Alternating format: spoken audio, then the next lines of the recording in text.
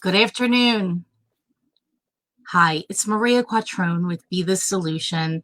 And today I am so excited to welcome our guest, Tom Kelly from Platinum Real Estate and Appraisals. And Tom, welcome. Thank you for spending some time with us this afternoon. Awesome. Thank you so much for having me. Oh, you're welcome. I'm so glad we can do this. So, Tom, tell our guests a little bit about you, what you do, your business. I know you've been in the business for 20 years, so give us a little background about yourself. Wow. All right. How much time do we have? Let's see. That's long journey, on the journey, love the journey. You have to love the journey because that's how you grow. But let's see. Been in the real estate industry since right around 1996 or 7-ish. I bought my first couple rental properties. I owned dollar stores at that point, and at some point, maybe after the 6th or 7th year, I had $3 stores. And I guess, you know, I'm 25, 6 or 7 years old, and I thought I was a stud, and I can carry everything on my shoulders. And little did I know, what's inventory management? What's this? What's that? Like real business skills that I just thought I could handle. So I ended up closing the stores, but selling two, closing one, and around 2000-ish, I'm cutting this story very short. I met an appraiser who came out to my home in Orland, and he was probably 70 something at the time, years old. And we hit it off. I asked him if I could follow him around, and next thing you know, he's like, I said, do you need any, I'd like to know more about this business. He said, be in my office Monday at 7 a.m. And the rest is history as far as my career in real estate. I wanted to know what values were. I have nothing against agents. There's good agents, bad agents, good appraisers, bad appraisers. But I bought the rental properties I bought. I didn't know much about value. And so from 2000-ish, one-ish, two-ish, between my apprenticeship, starting my own shop, until now, is I've been in the business. And along the way, we've done rehabs sporadically throughout the years. And then over the last 10 years, we've dived more heavily into wholesaling, rentals, more rehabs, but I still keep my certification active. Every 2 years, we have to get recertified. And that's where we're at today. So I'm going to go back for a second.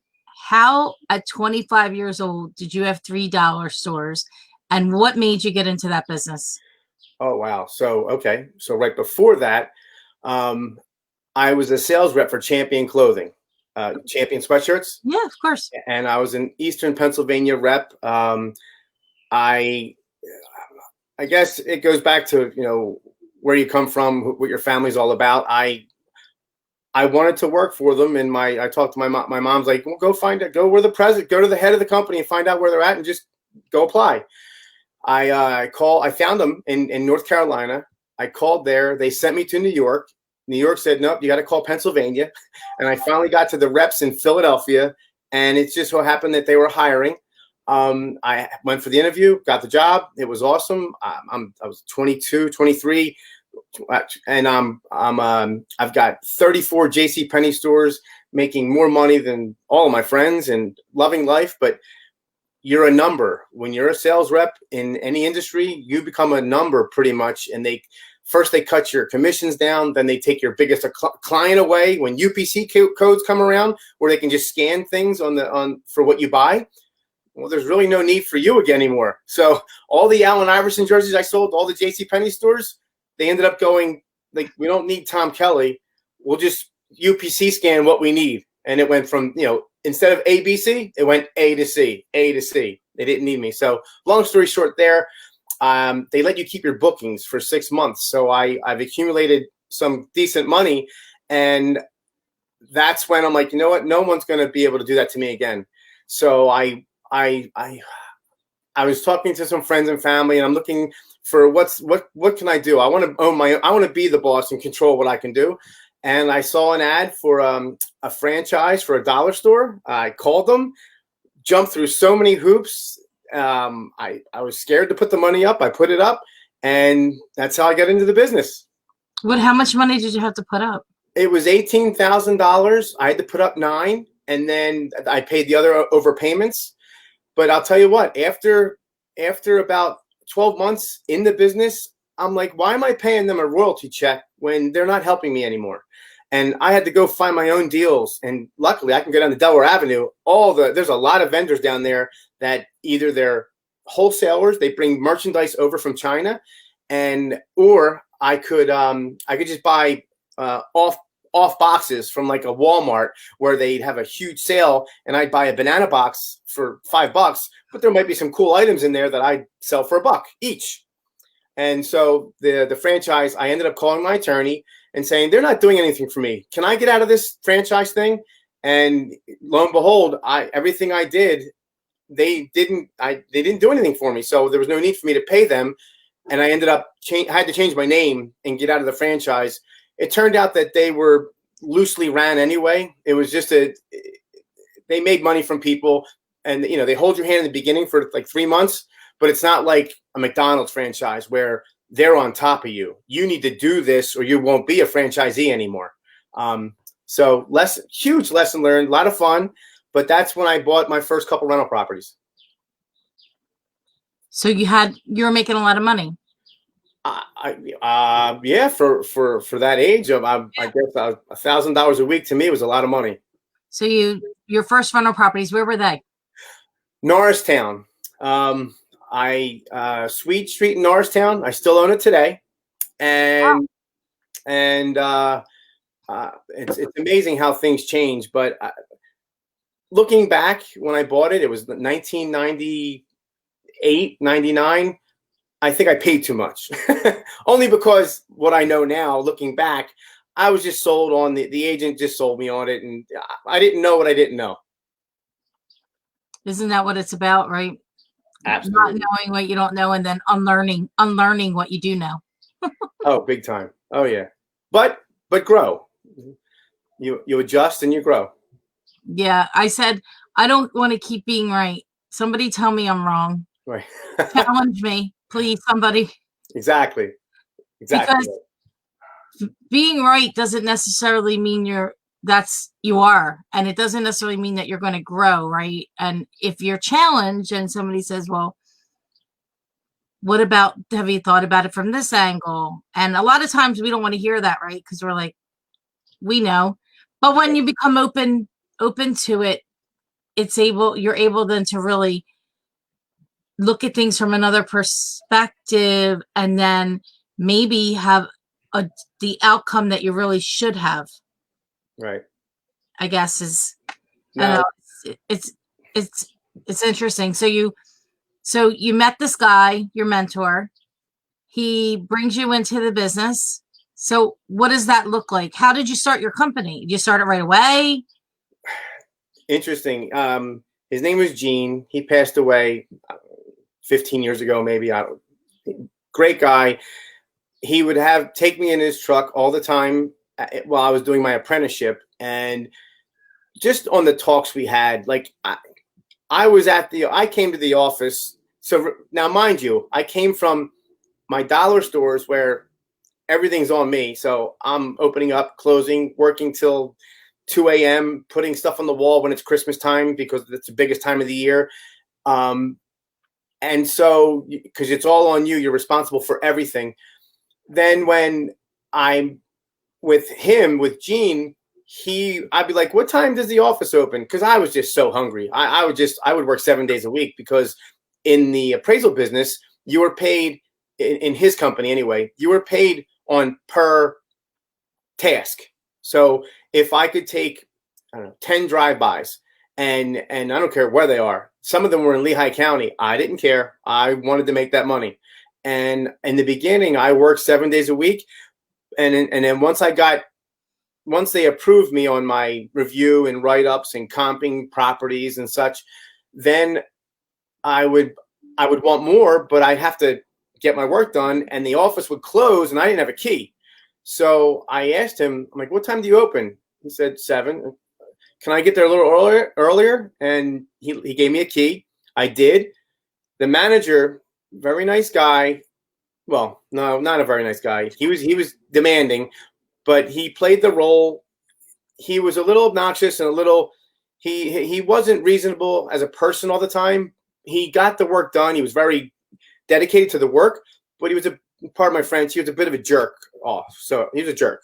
So I got there before him. He's like, you can't do that. You can't come in here before me. I'm like, why can't I? Gene gave me the key. So I had the owner, Gene. I just go to him like, the guy, he won't let me do. I want to come in early, but I can't because I want to do more work because I had to get more work done. So I got a key, and to answer your question, he said, Tom, you're going to make what did he say to me? You'll pay your bills in the appraisal business, but you'll make your money in real estate as far as investing, and that's in buying rental properties or wholesaling or rehabbing or however joint ventures. It's in the creations of the deals and making the deals. And he was right. So you bought a few when you had the dollar stores? You bought 3, right? 3, yeah. Okay, and so then now you're in the appraisal business. You start your company, and so what does that look like? And where did that start, and where is it today? So wow, so it started in 04 is when it was official. 04, 05 was when, because you have to go through an apprenticeship, and back then it was only 2 years. It wasn't 3 years like today. And it was, let's see, 04, yeah, 04-ish. And at first it was just hustle, run, do everything. You're the chief, the cook, and the bottle washer. You're doing everything.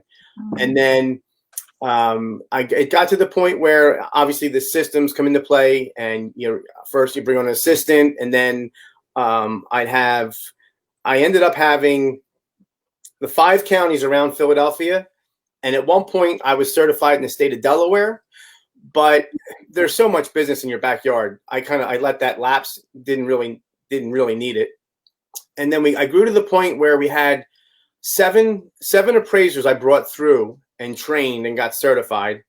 But then when the Dodd-Frank Act hit, it's kind of shut the business down from me. If you were a broker, I could talk to you and you could say, Tom, a mortgage broker, you'd say, Tom, I need these 5 appraisals done. Can you get them done next week? Blah, blah, blah. Sure, I got you, Maria. They stopped that. They put a buffer in between all of us. And then they brought in management companies, and you can't do this, you can do that. So many regulations really put a squeeze on our business. And then we found out that we could make and then by this time I'm with my wife is doing a lot of the write-ups for me and doing a lot of the bookkeeping. And at that point she's like, Tom, we can make a similar income with just some runners to take pictures, exterior pictures, and college kids to do things. And it was getting to be crazy too much. And so we had our office was in Willow Grove, and we still have that building, but we shut down the office and went in-house, basically being virtual, in 2009, 10-ish. And that's when I looked more heavily into investing more full time. So it's been the last 10 years. Yeah, just about. Yeah. So how did that get started? So I understand how it gets started, but what did you do first? Like, did you start buying? Did you call? You probably knew tons of agents, I would imagine, from more brokers, lots of agents, but mostly brokers. Yeah, I kind of kept things simultaneously. Started between some rental properties, a random rehab, wholesaling, but still doing appraisals. So appraisals were still part of it. Just kept part of the journey. But now it's more very, very rare on the appraisals, and 90% of our business is wholesaling and the rehabs and sporadic rentals, because we might get into it, but you and I talked about this before. I think it's still a seller's market in my opinion, but we can talk about that Yeah. differently. No, I mean, it definitely is at this point in time. We look at the inventory, we'll just take Philadelphia County. Most of the counties kind of mirror. Some actually have less inventory than this, but in Philadelphia County, last May 1, there was 8,670 properties on the market, and this May 1, there was 3,677. So inventory is down by 60%. Yeah. There is the pent-up demand from buyers that are out there. Properties that are priced well and are in turnkey condition are moving the fastest. So it's about, a price war and a beauty contest, as I like to say. and you still see opportunities, transactions occurring. It's definitely harder. I think right now, once we open in PA, it's really crazy that half of the state is the only place in North America that real estate is not an essential service and that we're not fully operating. I know that in your business and wholesale, I mean, what have you been doing through all this and how have you combated that? It's hard. It's a shift. It's, I'll quote Clint Eastwood in a great movie, Heartbreak Ridge. You improvise, you adapt and overcome and push through it. We've started doing some videos. A lot of our buyers, I've been in the business long enough where they trust me. They've bought from us before. The ones that are, and this goes for anybody in the business. When you put a property out on the market or talk to your peers, price is relative, and if it's the market will let you know what the price is. It's like I always say, it's like the natural state of water finds where it's supposed to be.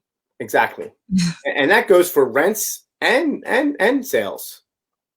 The market will tell you. You can tell me till the cows come home that you're going to rent this for $1,500 a month, but the market will tell you if it's supposed to be $1,250 or $1,500. So more contact, more some videos, and having them vacant is huge, as you know.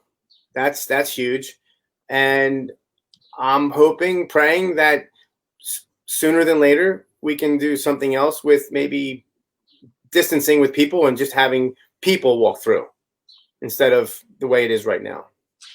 So it's really interesting, and I think we talked about this last week, but I'm not sure because I've had so many conversations. Right.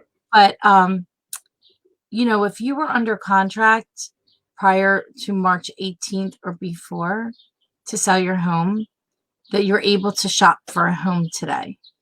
But if you went under contract on March 20th, then you're not able to shop for a home today. You can shop virtually, but you're not permitted to go through. So it's really But if it was before the 18th, you could? Yes. That's bull crap. Sorry. So it makes things even more challenging because now it's the arbitrariness of it, right? Mm-hmm. And then like who got a waiver, who didn't get a waiver, another, no due process. Like there's so many layers and issues to all of this. Yes. And then there's the layer of how is every other place in North America real estate essential? And I have people right now that are carrying a mortgage and a rental, right? Or a mortgage and two mortgages, right? And then if the entire market isn't open to sell and there's not agents, are they being able to maximize price? I mean, I believe they can because the pent up demand, because the buyers are there. They're raising their hands saying, look, we want to buy. Our lease is up. We're moving from Chicago to Philly. We're leaving Philly. We got to go to Idaho. There's a lot of we've had a lot of really good successes, but it's all very on a case by case basis of each individual client and how are handling it. I mean, when you're calling, are people answering the phone? Are they, you know, you have people calling and reaching out? Absolutely. Yeah, a lot of well, in our business, it's 75% follow up anyway. That's just the way it is all the time, and you have to just keep pounding the phones, follow up, and to add to what you're saying, and interest rates were already low; they went lower, and I don't know if technically, like I listen to the Case-Shiller index and what they talk about, and I don't. We're not. They stated something that we weren't in the recession, but it's just who has a crystal ball. But it's not. It's like a skylight. It's not if, it's when it's going to leak, and and that's going to force rates even lower. So, and then going back to what you said, I look at the supply and demand for the bread and butter first-time home buyers around the nation. It's the inventory so low on that product, and then you look at the crossing of the interest rate so low, it's a pent up demand for getting in properties, selling properties. So I spoke with a friend and client yesterday and asked him, because he does commercial investing, they build, Right. and you know, the big concern right now with the banks are they pull back in lending on new projects. So yeah, they have an opportunity to put a bid in for a project, but if the money isn't there, the cash flow, right? So if the banks aren't releasing the funds, they're expecting a huge wave of this forbearance to occur, and they're protecting their liquidity. Right.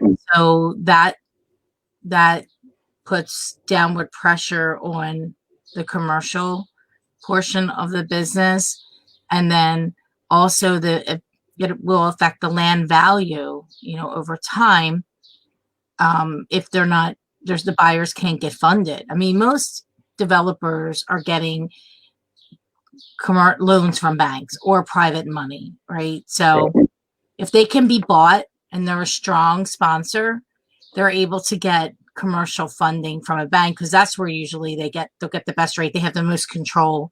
They don't have, you know, private investors. They're not doing a syndication deal or, you know, where there's like waterfall after waterfall. Exactly.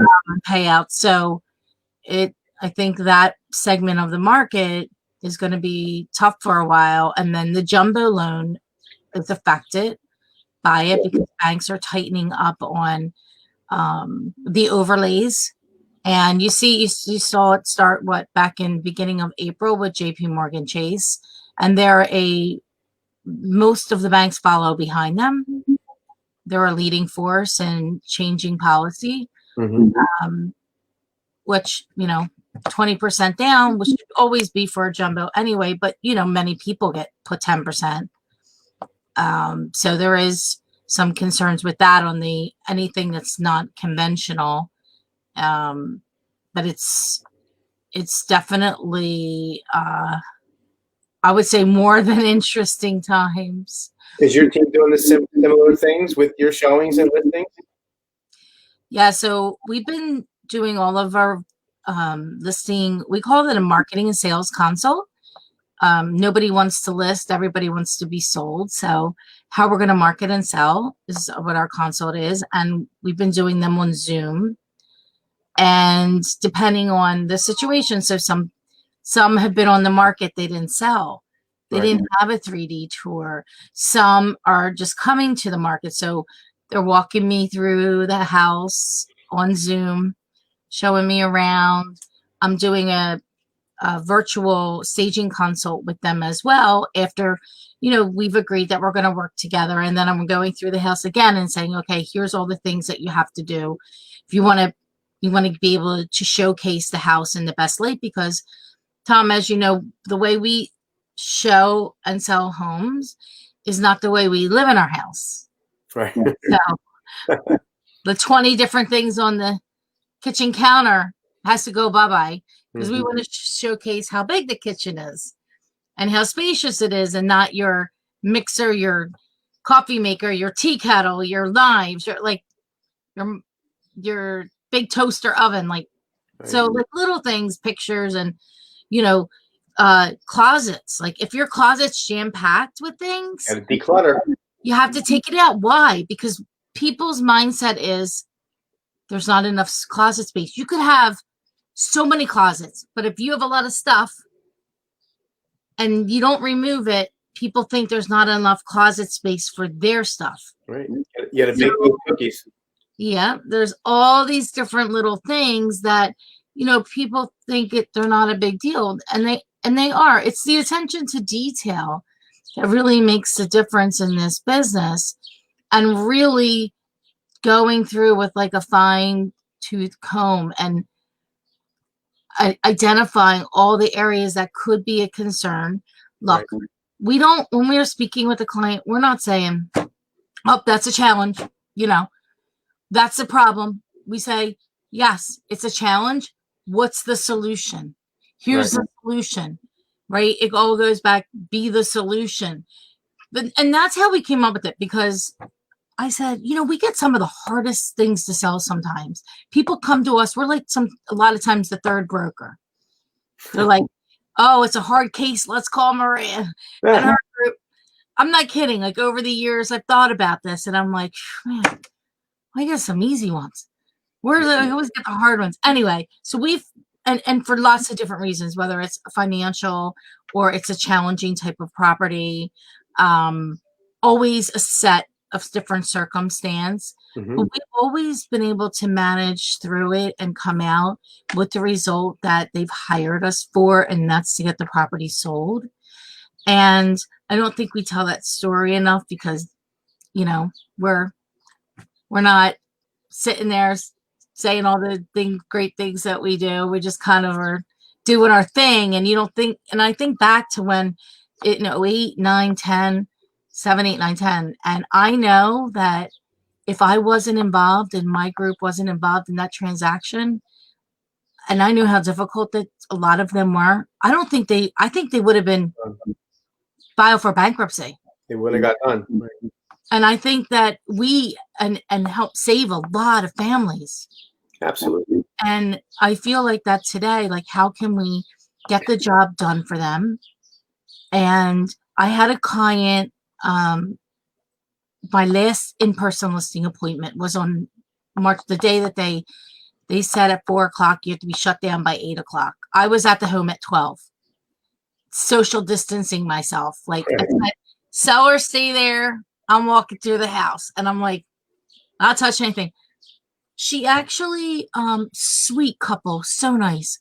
Right. She called me from a letter, and she said, she told Lisa, she's like, I didn't believe that you guys could actually do it. She goes, until I actually met Maria and I saw her and she told me, and then she talked with me, and then you walked us through everything. Like, we couldn't get the video there because they're there.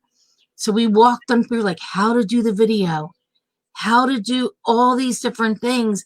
And we went on the market and went under contract in 2 weeks, and we closed in a few weeks. It was a couple of weeks. Right. We closed probably beginning of June. But there's stories after stories like that, of literally having a customized program for each individual person and what they need to accomplish. And then how do we work around it through what we have to deal with today? Absolutely. Yeah, it's a different story each time. Yeah, I mean, what is it that you're doing right now? Well, a lot of the deals we come across, as you know, they need a lot of work, whether it's on the house or in the deal. Right, you were saying about the sheriff sales. You told me you had all these ones to close. Yeah, huge. We've got 5 deals sold, waiting to close, and there's a memo needed from the sheriff's office, which my wife is, I think she's like getting to be best friends with a couple people over there now. And she's like, Lisa, don't hold it to me, but I see something in writing that says June 3rd or June 2nd. So, obviously I try to reach out to the title company and say, hey guys, I'll text them and go right and say, look, what are you hearing? Who's your friend? Is that a good date, or do we have to, or what can we lock it in and schedule it now? So yeah, that it stinks. So these are all sellers that you represent. No, these are deals that we have. We're signing our contract Are to they the investor. right? They're assigned out to somebody else, Correct. or you're closing on them. No, we're signing the contract. Okay. Correct. Yeah. Yeah, we fully disclose everything to the seller. I mean, we have rehabs and we've bought in properties right from them, but we tell them straight up, we're going to rehab it, or we're going to rent it, or we're going to sell it to an investor partner in 2 weeks. Yeah. It's not going to change anything what you do. It's we're buying this. Right. So, what's your favorite part of the business? What do you love? What do you jazzed about every day? I love the high fives virtually. So I love a couple things. Obviously, hitting a home run on a deal is awesome for the team. That's great for everybody. Oh, awesome! We made a 5-figure deal or whatever it is. That's always great. But on internally on our team side, in our system, our guys are amazing. And at the end of each deal, when the final HUD comes back to our office to get uploaded to the file, we have it set up to where, great job, guys, go get another one. Like, it's a little bit of like a celebration. And then everybody on the morning calls like, way to go, awesome. It's a team celebration. So you're meeting with your team. You meet with them every morning? Yeah, every morning we have a daily huddle call. What's that look like? It's about 10 minutes, and it's that's quick. You must not be chatty Cathy's. Well, it didn't start off as 10 minutes. and I, you know what? I'm lying to you. In my office in 10 minutes. Right. Never. Well, it depends on how many small fires there are, if that makes sense. So, for example, on acquisitions, it's, we're going over our metrics, offers made, contracts in, contracts out, and then the inspection set, complete,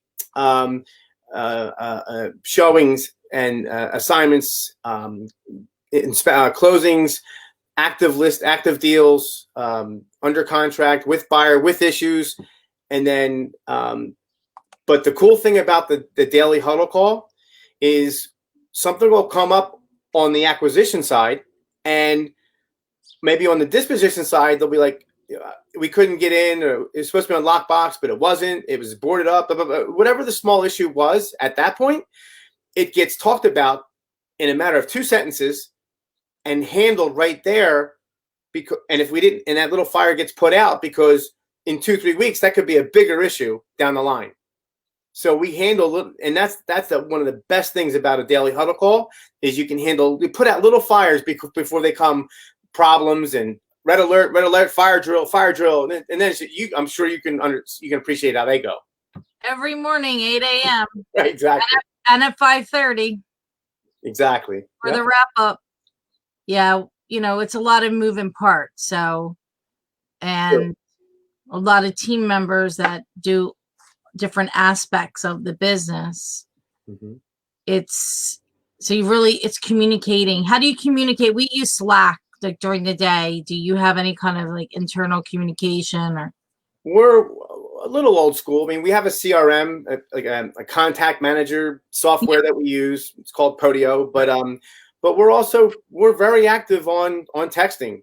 Like we have and everybody is very active and engaging. I mean, I'm sure you can attest to this over having people on your team over the years. When they care, it makes you care more when you see a team member care. And if I'm talking to a team member and all of a sudden I get a text or I see a notification come through on something being done at 7 p.m., 8 p.m., 9 p.m., 6 a.m., Saturday, Sunday, it makes you want to do so much more for your team, and that care of your people, and they'll take care of your people. Without a doubt. Right? Absolutely. That's what it comes down to. This right before we jumped on for like 3 minutes, we were talking, and you told me how you go out for a walk every morning and you listen to podcasts, and from our conversations, it sounds like one of the most important things to you is keeping a strong mindset. Is that, would you say, like on the top of your top three lists that are? top three list? Yeah, like the top three most important things. Oh, without a doubt. What's in between here is always first. You need to take care of yourself before you can take care of the world. My awesome friend, mentor, I'm in a mastermind. His name is Mark Evans. He's an amazing individual, and if you don't know him, you should. He does a daily podcast. He does, amongst many things, your mindset and what you keep you make a promise to yourself first. And one of the biggest things for me, and I'll never stop. Like, I don't know if I told you, but I because of him and the group I'm in, I was introduced to a something called a 75 hard, and it's a workout regimen where you got to be pretty strict and it's pretty rigorous, but it's more strict on your discipline and keeping a promise to yourself.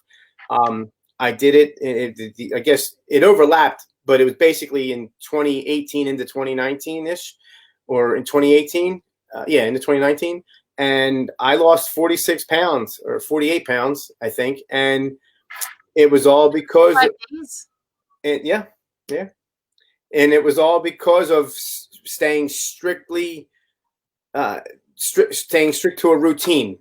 And it wasn't, and it was, you can look it up, 75 hard. Many Yeah, people done I've it. heard of it. You have to exercise twice a day. Once has to be outside for 45 minutes, And right? then inside, No right? alcohol, no carbs.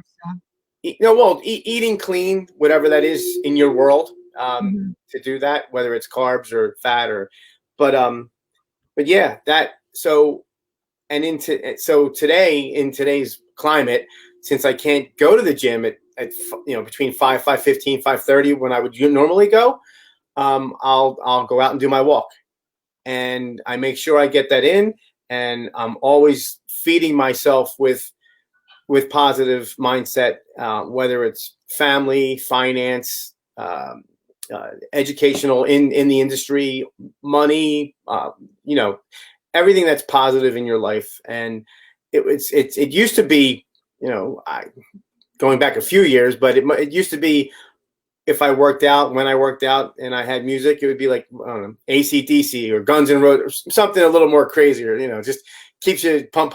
But I've completely changed that, and I just, you got to feed your mind right. You do. Mm-hmm. You do. Which is sometimes very difficult to do. But we get to choose every day our attitude. Absolutely. How we're going to perform. I've been reading some information on Stoicism, and it's really interesting. I'm trying to absorb this one called Amor Fati, Okay. the love of fate. Okay. So I'm What's stuck that? in traffic. I'm stuck in traffic. I love it. Stuck in traffic, right? Could have been 5 minutes later, an accident down the street. Who knows? I didn't get that job. I didn't get that new appointment for the listing. I didn't. Great. I love it. So loving whatever the outcome is. So COVID-19 happened. So what is loving what comes from whatever it is that didn't happen or happened? Right. It's very interesting. It's I don't think a lot of people know about it or have heard about it, although it's I don't know, centuries, thousands of years old. Goes Right. back to I think his name Friedrich Nietzsche. Nietzsche. Yeah. Okay. What's the name of the book? It's not. It's just a way of life. People. Oh, okay. You can go on the Daily Stoic. Check it out. Just thinking about, the circumstances that we're in today. Look, it sucks, but we don't have it so bad. We have a house with a roof over our head, good food, good wine, All right. friends, family. our businesses, even though they're not where we probably all 100% want them to be, but in a different way. This is an opportunity for growth. How many appointments and webinars could you do before this? How many appointments could you go on? You can go on a lot more appointments. You could talk to a lot more people because you're in your house, you're not traveling, True. you're not, which is like, that's always the break, right? Because you're like, oh, I did an appointment. And now I had to travel half hour back, so that's an hour. Did you really work during that hour? Not really. You're driving around in the car. Yep. Now it's just like you're engaged, right? With people. 71% of people's eyeballs now are on social media in the month of April. In January, it was 21%. So we went, Tom, from 21 to like 32 to 52 to 71. Wow. 72. Wow. Right. So it makes sense. Like January, it was regular month. People weren't paying attention. February, people start to pay attention. By March, they're like, and they're like half the month of March they're home, right? Yep. Most places. And then April, forget it. Everybody's on. So now May, that's stats come out after the month is over. So we're midway through May. Right. Of where people are. So social media, whether it's on YouTube, LinkedIn, Instagram, Facebook, people are watching. They are, so I say from a business standpoint, you want to promote your business. These are where the eyeballs are at. So like tripling down on every effort that you can and reaching more people, because like this video, however many people we have on now that's watching is fine, whatever, but it's after the fact, right? The watch parties, it's the podcast, we're providing it back to you to use for your marketing. And so there's a shelf life to it. Mm-hmm. And so, one of the things I think that business owners is to say, okay, what can I do in my business that I didn't do before, that I should have been doing? Hmm. And then so how do you take that and segue into the next thing? Like, so for you, have you thought about it? Like 60 days, it's been 60 days as far as, right, 61 days or around that. So like, this is what I was doing. This is what I'm going to do now to get this desired result later. Have you like come up with anything or changed anything of what you have been doing? Or couple new things I've started, and they've always been on the shelf to do. One was a book, and I know I've got the life experiences for it. And the other was some kind of like a coaching type program, because I played sports all the way into college. I played baseball at Temple. It was short-lived. I think I told you about that. I got hit in the face with a baseball. You did? Fine now, but when I was younger, I was a camp counselor for kids for sports camp, and I loved it. I loved it, and I'm not patting myself on the back, but the kids, they gravitated towards me. Maybe it was because I acted like an idiot, had just played at their level to have fun, but they listened to me, and I would always make the joke, like if when kids have to take their bathing suits off and get changed, and they don't want to do it, and some of those things that they just don't want to do and listen to anybody. Well, I make a joke at like, don't be last, because the hot dogs in lunch, don't be last, and I get so enthusiastic about it that they would run and fly, and they were the first ones to get in line. And I've been told this throughout my life about coaching sports, and now I have a whole career, as we talked about, in this industry, and I can tell you what worked, what didn't, and why. And so we're always growing. From a coaching standpoint, you have a coaching program, or you're coaching people for free, or how's it work? So I don't get yelled at, but I get talked to from some close friends of mine in my mastermind, or just in my colleagues. I'll talk to anybody, but I find myself, so like maybe 10, 15 years ago, I used to speak at dig meetings. Mm-hmm. I'd be on a bus and we do a rehab and but I get cornered by 30 people and, answer questions, but a lot of them, I didn't know how much sense it made. And next thing you know, it's past my bedtime. So, I always want to give value, but I spend too much time on things where I don't think most people are going to use it, if that makes any sense.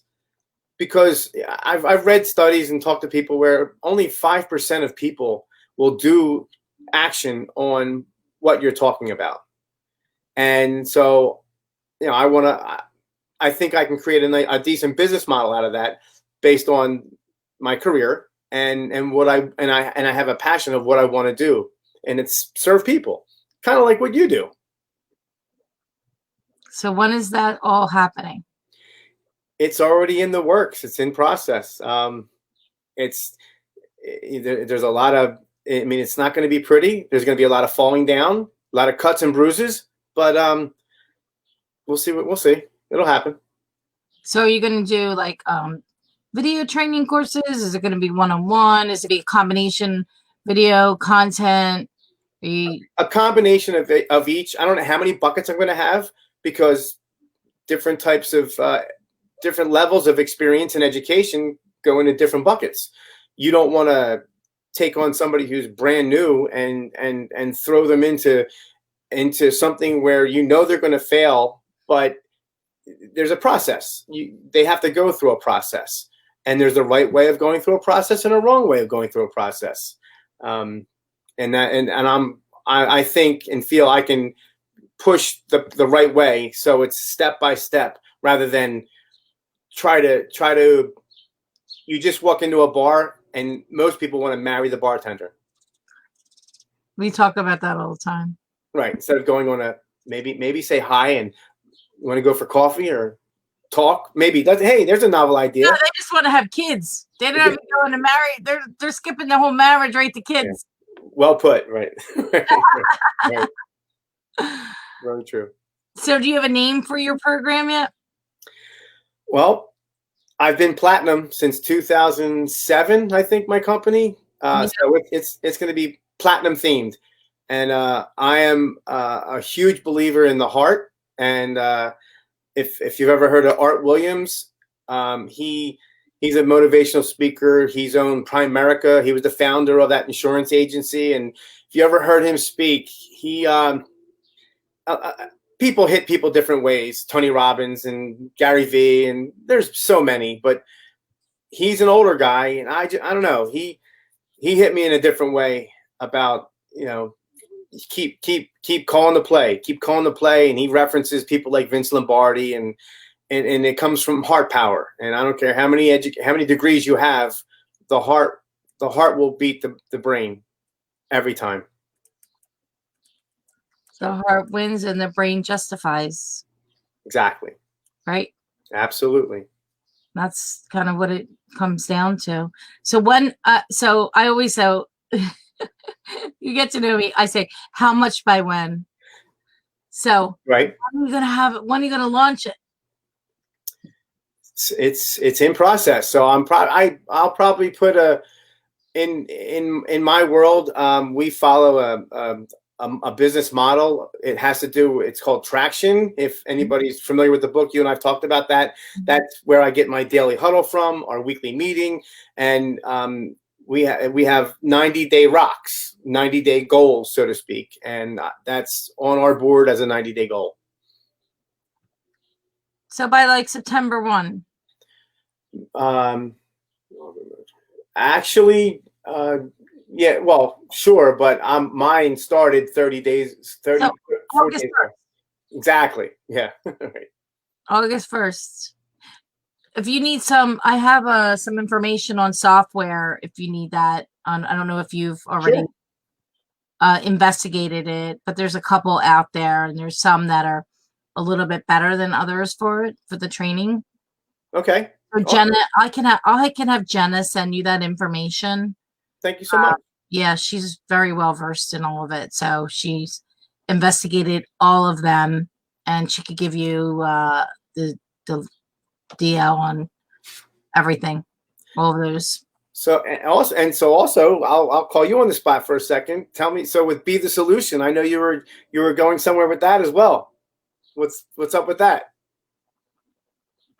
So as of 6 weeks ago, I guess 7 weeks, 6 weeks, whatever, there was no Be the Solution. Facebook Lives didn't exist. Well, they existed. I just didn't do them. Right. All right. Because it was out of my comfort zone. I'm like, I'm going to interview, but I see people doing it. I'm like, eek. Ugh. Right. Right. And the podcast, the podcast was on my future to do.